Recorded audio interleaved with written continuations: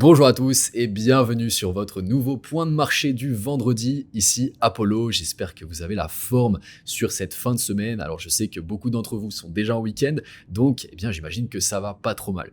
Pour les nouveaux sur la chaîne, déjà bienvenue dans la communauté de Taurus Analysis. On se retrouve ici donc tous les vendredis sur YouTube pour la série Trend Analysis pour faire le point sur les marchés financiers majeurs pour que vous puissiez avoir la vision sur les zones à forte probabilité, le biais directionnel pour suivre vos investissements. Ça vous fait gagner du temps, ça vous fait gagner de l'argent, donc abonnez-vous à la chaîne pour ne rien manquer des prochains épisodes, faire partie de l'aventure à nos côtés, et on est parti. Avant de passer sur les graphiques, point rapide sur le fondamental avec 3 événements majeurs qui se sont passés cette semaine que j'ai analysé pour les membres du groupe privé. Dans un premier temps, on a ce mardi 12 l'inflation qui est tombée aux États-Unis avec une inflation qui reste tout de même assez persistante, qui a légèrement diminué au niveau des biens et qui a légèrement progressé au niveau des services. Donc on a une inflation sous-jacente qui s'est accélérée effectivement sur juillet, même si les coûts des biens exposés aux droits de douane n'ont pas augmenté autant que prévu, ce qui renforce les attentes par rapport à une baisse des taux sur le mois de septembre. Donc on a effectivement ici le graphique avec donc le changement au niveau du CPI mensuel sur l'indice global en bleu, donc on voit qu'il a légèrement diminué, et le changement sur le CPI core en mensuel qui a légèrement augmenté. Donc des données qui peuvent être relativement contradictoires, donc c'est pour cette raison que certains membres de la Fed se disent data dépendants, c'est-à-dire qu'ils vont attendre d'avoir plus de données sur l'économie pour pouvoir prendre une décision par rapport à une potentielle baisse des taux sur septembre et sur le reste de l'année 2025. Ensuite, on a eu ce mercredi 13, Monsieur Bessant, qui est le secrétaire au Trésor, qui a exhorté la Fed à baisser ses taux de 150 points de base ou plus sur le reste de l'année 2025, ce qui est tout de même assez significatif et qui représenterait une accélération au niveau d'une baisse des taux d'intérêt. Ce qui est assez fou à se dire, c'est que le secrétaire au Trésor va généralement éviter de prendre des décisions de ce genre concernant les taux d'intérêt de la Fed, qui est censée être indépendante. Bessant a déclaré pendant des mois qu'il ne discuterait que des décisions politiques passées de la Banque centrale et non de leurs décisions à venir, et pourtant c'est ce qu'il vient de faire. Donc Bessant a quelque part critiqué justement la politique tenue par la Fed en déclarant qu'il pensait qu'on aurait pu avoir une baisse des taux sur les mois de juin et de juillet, donc ce qui veut dire très clairement que la Fed est en retard par rapport au taux d'intérêt. Et finalement, on a eu hier donc les prix à la production américains qui ont enregistré la plus forte hausse en 3 ans dans le secteur des services. Donc ça signifie quoi? Ça signifie qu'on a effectivement une augmentation de l'inflation sur les prix à la production. Donc ça, c'est une conséquence finalement de l'inflation importée par les tarifs douaniers de Trump qui ont été assez agressifs sur les dernières semaines, les derniers mois. Donc on a un indice des prix à la production qui a augmenté de 0,9%, ce qui est largement au-dessus des attentes, ce qui a surpris le marché quelque part à court terme. On a eu un retracement court terme hier sur les marchés globalement avec une petite expansion haussière sur le dollar américain. Donc ça, évidemment, à court terme, ça ralentit un petit peu les attentes par rapport aux baisses des taux d'intérêt, puisque ça va plutôt à l'encontre justement de cette décision. Mais rappelez-vous qu'on est tout de même dans un moment qui est charnière pour les marchés, avec une inflation qui persiste certes, mais également une économie qui ralentit, un marché du travail qui ralentit aux États-Unis. Et ça, c'est assez délicat pour la Fed qui doit prendre cette décision de baisser les taux dans un timing qui va être juste. Mais quoi qu'il en soit, on arrive vraiment au bout de cet entonnoir, on continue de tirer sur l'élastique. Au bout d'un moment, ils vont devoir baisser les taux. Et à ce moment-ci, évidemment, nous, on sera prêts. Donc oui, on a eu une réaction qui montre une déception du marché à court terme, mais ce n'est pas juste une donnée comme l'IPP qui va totalement changer la donne. Les prochaines données vont être très importantes, notamment le PCE Core à la fin du mois, qui est l'indicateur préféré de la Fed pour déterminer l'inflation sous-jacente sur les marchés. Donc ça, il va falloir le surveiller. Quoi qu'il en soit, on est sur une probabilité de 85% pour le moment de baisser les taux d'intérêt sur le mois de septembre. Donc vous voyez, c'est quand même assez élevé.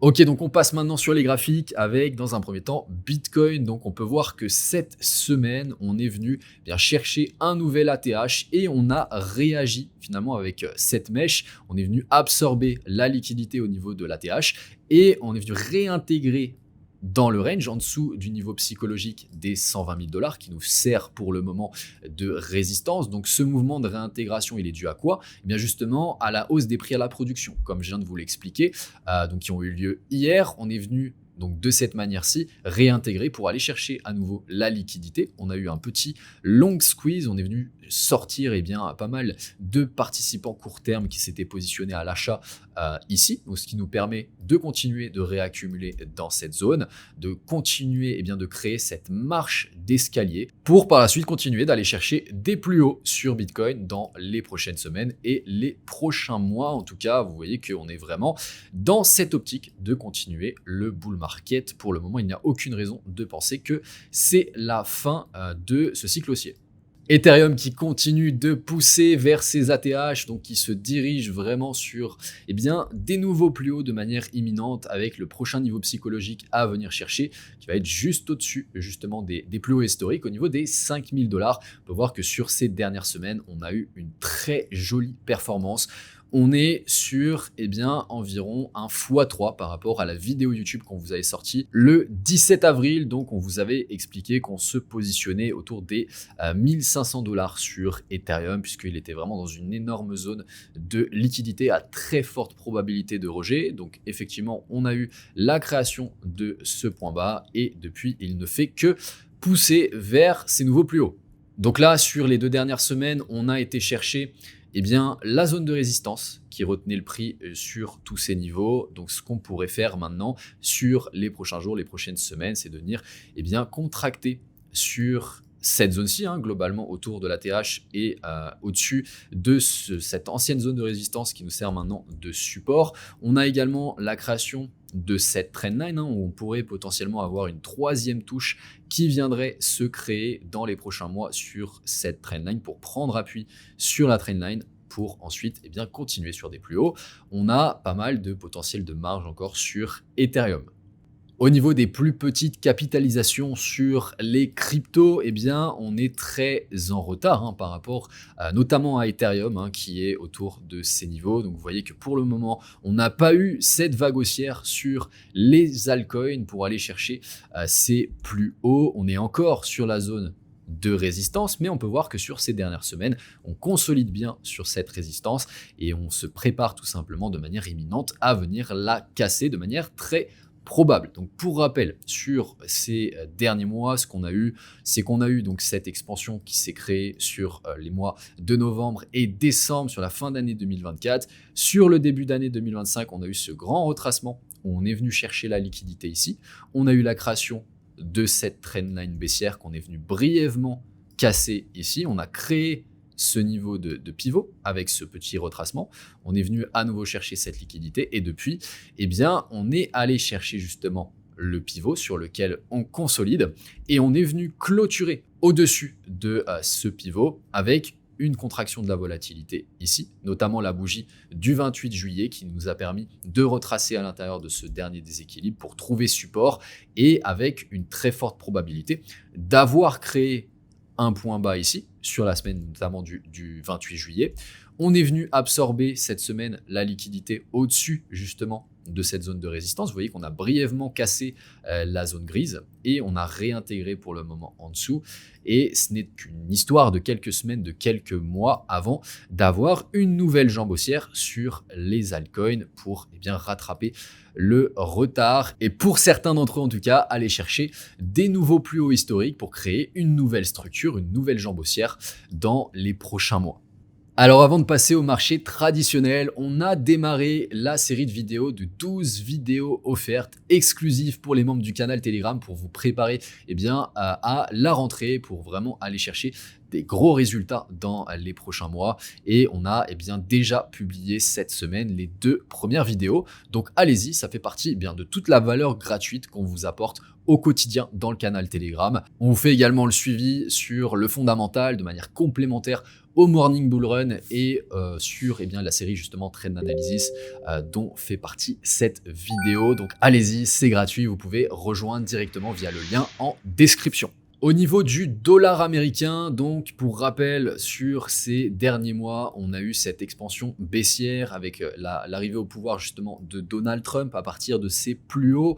On a ensuite été chercher tous ces plus bas, donc on est dans cette zone, cette grande zone de liquidité, et depuis on consolide un petit peu dans cette zone avec toujours des flux sortants du dollar principalement, donc on continue de pousser à la baisse avec une anticipation justement de baisse des taux d'intérêt sur la fin d'année, donc un dollar qui perd de son attrait, des rendements qui perdent de la puissance, et on se dirige peu à peu vers cette grande zone de liquidité qui va être le swing principal que je vais observer, que je vais surveiller, puisque ici, vous voyez qu'on a cette zone de prix qui a créé toute l'expansion ici, qui nous a permis d'aller chercher les plus hauts. Donc on va avoir une belle zone de liquidité majeure sur ces niveaux-ci qu'on pourrait venir retester sur le dollar dans les prochains mois sur du court à moyen terme, avant potentiellement de trouver un point bas dans cette zone. On est globalement dans une zone de réaccumulation sur le dollar, techniquement parlant, qu'on va pouvoir créer dans ces niveaux-ci. Au niveau du marché de l'or, on est toujours dans ce grand triangle de compression qu'on vient créer depuis ce début d'année 2025. Après cette jambe haussière qu'on est venu créer entre ce point bas et ce point haut, on est venu donc consolider depuis avril. On est globalement dans ce range-ci. Vous voyez qu'on arrive vraiment au bout de ce triangle de compression, ce qui nous indique qu'on se rapproche de manière assez imminente d'une nouvelle jambe haussière, d'une nouvelle structure haussière et d'une accélération de l'or. Donc pour continuer ce grand bull market qu'on a commencé à partir de ce début d'année 2024, donc en s'extrayant de cette grande phase de consolidation qui a duré quasiment 5 ans et que l'on a officiellement cassé à partir du mois de février 2024. Donc on pourrait vraiment avoir cette accélération pour aller chercher des nouveaux plus hauts dans les prochaines semaines, les prochains mois sur le gold. Et finalement, au niveau des indices boursiers, donc le S&P et le Nasdaq, on est sur des nouveaux plus hauts. On continue de pousser vraiment sur des nouveaux ATH après cette petite période de temporisation qu'on a eu ici. Donc honnêtement, j'aurais vraiment préféré, et ça aurait été l'idéal, de voir les indices revenir dans cette grande zone de confluence, cette zone de liquidité. On avait l'ancien ici, l'ancien plus haut, la zone de déséquilibre. On avait les points bas au niveau de cette consolidation. Donc ça aurait été juste parfait d'avoir ce petit mouvement ici de liquidation pour ensuite remonter. Donc pour l'instant, on n'a pas l'air de vouloir revenir et on continue de pousser. Donc on voit qu'on a vraiment des flux assez massifs qui sont en train de rentrer sur les actifs risqués dans cette anticipation justement de baisse de taux, de relance de l'économie.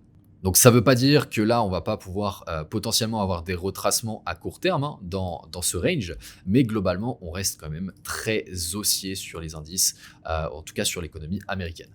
Comme d'habitude les taurus, laissez un like à la vidéo si elle vous a aidé. Pensez à vous abonner à la chaîne si ce n'est pas déjà le cas et à activer la cloche des notifications pour ne rien manquer des prochains épisodes, notamment la prochaine vidéo de la playlist enrichissement qui sortira demain, mais également les prochains épisodes des Morning Bull Run et des Trend Analysis. Je vous souhaite un magnifique week-end. Je vous dis à très vite. C'était Apollo. Ciao, ciao.